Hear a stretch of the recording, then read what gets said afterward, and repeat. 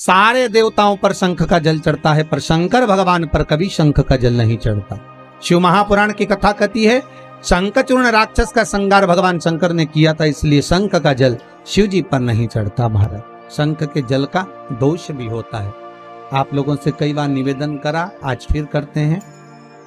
शंख अलग अलग होते हैं, विष्णु शंख होता है, गणेश शंख होता है, लक्ष्मी शंख होता है। महाराज, अलग अलग शंखों का प्रमाण वर्णन है। महाराज, दक्षिणवर्ती शंख होता है। महाराज, जिसकी श्रवण शक्ति कमजोर हो गई हो, जिसके नयन कमजोर पड़ गए हो, कम दिखाई देता हो, तो गणेश शंख को लेकर आइए। तो 12 महीने शिवरात्रि आती है। किसी भी शिवरात्रि पर श्रवण शक्ति कमजोर हो, विवेक कमजोर हो, नयन कमजोर हो, वाणी कमजोर हो, तो गणेश मुखी शंख के अंदर पानी भरकर उसमें थोड़ा सा एक चांदी का सिक्का या तार डाल दें, या सिक्का डाल दें, या चांदी की कोई सामग्री हो तो वो डाल दें, पानी भरा रहने दें। सुबह सुबह उस पानी को थोड़ा सा आचमन करना प्रारंभ करिए। आपको वाणी हो, श्रवण शक्ति हो, नयन शक्ति हो, उसमें प्रबलता आना प्रारंभ। पर गणेश मुखी शंख होना चाहिए। कौन सा शंख होना चाहिए? गणेश शंख। दूसरा, अगर आंखों से बहुत कम दिखाई दे रहा हो तो 12 महीने शिवरात्रि आती है। किसी भी शिवरात्रि पर शंकर भगवान पर पीपल के पत्ते पर शहद रखकर शंकर जी पर डाल दीजिए। उस शहद को पीपल के ही पत्ते पर रखकर ले आइए। घर पर लाकर उसको कटोरी में निकाल लीजिए, पत्ते को ठंडा कर दीजिए। उस ओरिजिनल शहद, असली शहद होना चाहिए, उस शहद को आंखों में काजल जैसा लगाना प्रारंभ कर लीजिए। 1 महीना या 15 दिन आप आंखों में लगाएंगे, धीरे धीरे रोशनी बढ़ना प्रारंभ हो जाएगी। श्री शिवाय नमस्तुभ्यम का जाप करें या चंपेश्वर महादेव का स्मरण करें। चंपेश्वर महादेव का स्मरण कर कर भी नैनों में आप शहद लगा सकते हैं, उससे रोशनी बढ़ती है। महाराज, शंख का प्रमाण शिव महापुराण। भगवान शिव का स्मरण, भगवान शंकर का नमोदन, भगवान शंकर का नाम जाप, भगवान शंकर का नाम स्मरण जीव को आनंद देता। मंथन का समय, देवता और राक्षस मिलकर समुद्र का मंथन कर, और उस मंथन में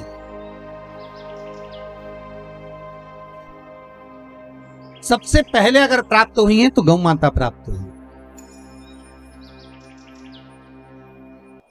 उस मंथन में अगर प्रकट होने वाली सबसे पहले है तो गाय।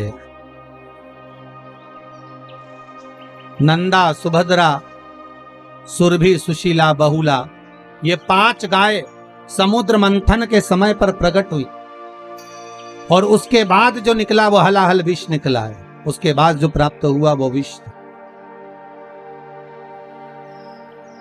फिर निकला विष। अच्छा, देखिए कितना सुंदर प्रसंग है। सबसे पहले अगर कुछ निकला है तो गाय निकली, गाय के बाद निकला है विष।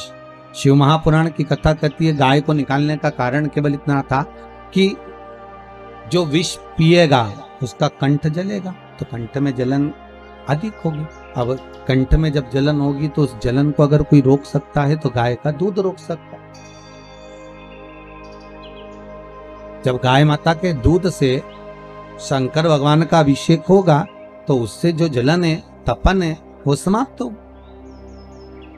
हम पहले भी कहें, आज फिर कहते हैं, प्रयास करिएगा कि अभी कोरोना महामारी चल रहा है, अगर गौ माता का असली घी, गाय का असली घी, और वो भी देसी गाय का, ये जर्सी मर्सी गाय का नहीं, देसी गाय का असली घी अगर आपके घर में हो तो उस घी को अपनी उंगली में लेकर नासिका में थोड़ा थोड़ा लगाना प्रारंभ करिए। थोड़ा उस घी का सेवन करना प्रारंभ करिए, असली घी का। औषधि है, गौ माता का जो घृत है वो औषधि।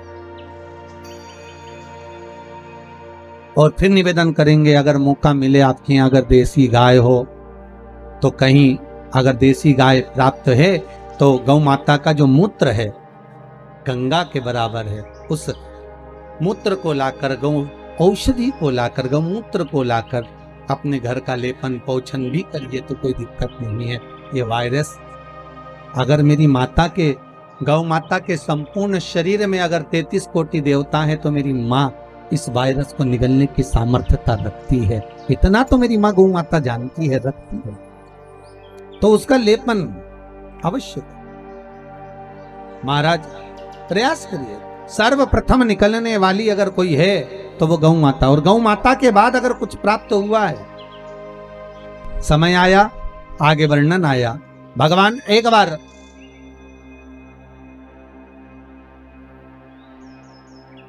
शिव कथा कह रहे हैं, तारकाक्ष, विदुमाली, कमलाक्ष की, ये तीनों की तीनों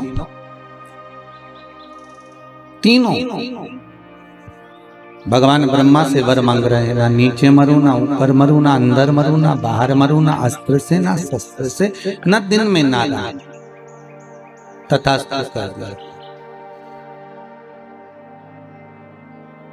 ये तीनों का एक भाव था कि हमारी मृत्यु ना हो, पर भगवान ब्रह्मा कहते हैं कि तुम मरोगे ये तो पक्का। ये जो हिरण्यकशिपु ने मांगा था वो एक अलग बात थी, पर जो तुम मांग रहे हो उसमें मृत्यु निश्चित है। तुम और कुछ मांग लो तो हमें वर दीजिए, हम तीनों एक एक अलग अलग पुरियों में निर्माण में रहें, अलग अलग महल में, अलग अलग नगर में हम रहें, हमारी मृत्यु हो तीनों की एक साथ, तथास्तु। यही होगी। एक ने सोने का महल बनवाया, एक ने पीतल का महल बनवाया, एक ने लोहे का महल बनवाया। तीनों अलग अलग रहने लगे। तीनों भाइयों ने विचार कर लिया कि तीनों कभी आपस में मिलने मत आना। एक माता और एक पिता, इनकी दिली तमन्ना क्या होती है कि मेरे बच्चे जहां रहें वहां सुखी रहे। तुम जहां रहो वहां सुख से रहो।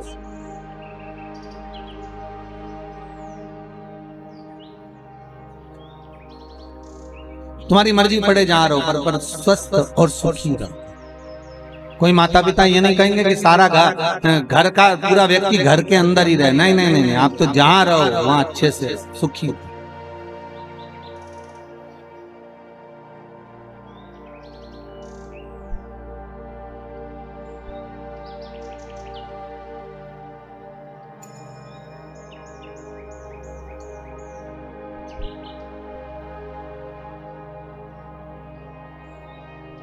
अब तीनों अलग अलग रह रहे थे, पर उपद्रव इतना उपद्रव मचाया इन तीनों ने कि देवता उन परेशान हो गए, और देवताओं ने आपस में बात करी कि इनको मारे कौन। तो सब ने जाकर शंकर जी से निवेदन करा, भोलेनाथ जी इनको तो आपको ही मारना पड़ेगा। शंकर भगवान बोले मारने को तैयार हूं, पर बात इतनी सी है कि तीनों मरेंगे तो एक साथ मरेंगे,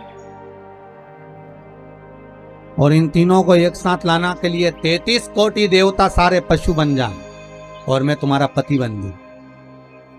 मैं तुम्हारा पति बनकर बड़े नंदी का रूप धारण कर कर तुम्हारे पीछे पीछे भागता हुआ आऊंगा। तुम इन तीनों को अपने अपने महल से निकाल कर एक जगह पर लेकर आना। तीनों का मैं संहार कर दूंगा। तीनों को इकट्ठा कर कर एक जगह पर लेकर आए। भगवान बड़े नंदी का रूप धारण कर कर उनको मारने के लिए आतुर हुए। जैसे ही आतुर हुए, तारकाक्ष बिनु मामली को तो मार दिया, कमलाक्ष की ने फरसा उठाकर भगवान शंकर का गला काट दिया। शिवजी नंदी के रूप में आए थे। शंकर का जैसे गला कटा, वो कटा हुआ गला नेपाल में जाकर गिरा। शिवजी का धड़ केदारनाथ जी के रूप में विराजमान हुआ।